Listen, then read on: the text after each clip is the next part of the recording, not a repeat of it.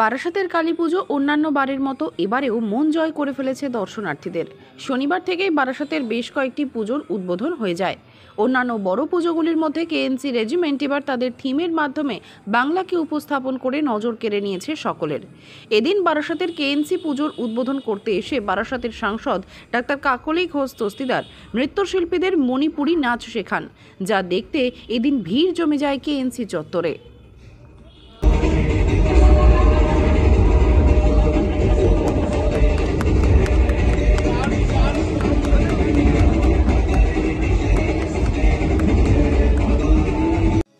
Air ইনফ্রাস্ট্রাকচারের উদ্যোগে Ahana apartment বারাসাতের হৃদয়পুরে নৃপেন ঘোষ সরণিতে তৈরি হচ্ছে নতুন আবাসন প্রকল্প।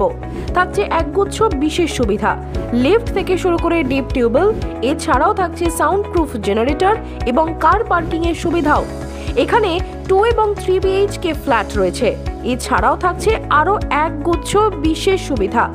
বিস্তারিত জানতে ফোন করুন স্ক্রিনে দেওয়া ফোন নম্বরে। সাধ্যের মধ্যে স্বাদ পূরণ।